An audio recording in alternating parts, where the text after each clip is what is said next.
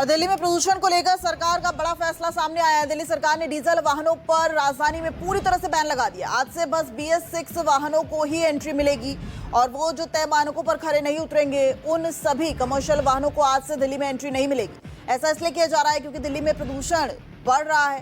दिवाली के बाद से ही देखा जा रहा है कि दिल्ली में प्रदूषण का स्तर लगातार बढ़ा है और अब मौसम जो है वो सबसे बड़ा फैक्टर सामने आ रहा है क्योंकि इस वक्त अब हवाएं जो है वो कम चल रही है। ऐसे में पार्टिकुलेट मैटर PM 2.5 बहुत ज्यादा बढ़ गया है। दिल्ली में प्रदूषण महसूस हो रहा है। तमाम इलाकों में AQI 300 के पार पहुंच गया है और ऐसे में दिल्ली में प्रदूषण को लेकर एक बड़ा फैसला जो है वो लिया गया दिल्ली सरकार की तरफ से। आज से बस दिल्ली में मिलेगी BS6 वाहनों को एंट्री। BS4 की गाड़ियों को दिल्ली में एंट्री नहीं मिलेगी। वो कमर्शियल व्हीकल जो कि BS3 या उससे कम मानकों पर हैं उन सभी को आज से एंट्री नहीं मिलेगी। CNG, LPG और जितने भी इलेक्ट्रिक व्हीकल्स हैं उनको इससे छूट दी गई है।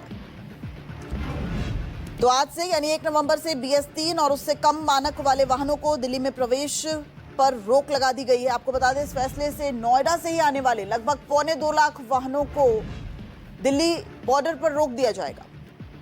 और ऐसा इसलिए किया जा रहा है क्योंकि दिल्ली में AQI लगातार बढ़ रहा है। हालांकि कल ही CAQM यानी कि central of air quality management की एक रिपोर्ट आई थी जिसमें कहा गया कि पिछले 8 सालों में ये दिल्ली में सबसे कम प्रदूषण है।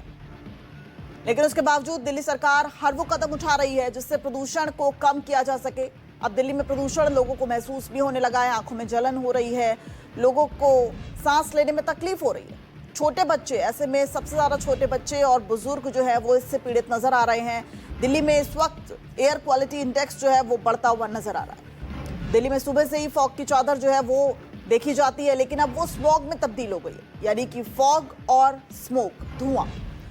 तो दिल्ली में अब उसकी चादर देखी जा रही है। पूरी दिल्ली उससे ढकी हुई नजर आती है और ऐसे में अब दिल्ली सरकार वो तमाम उपाय, वो तमाम फैसले ले रही है जिससे प्रदूषण को कंट्रोल किया जा सके।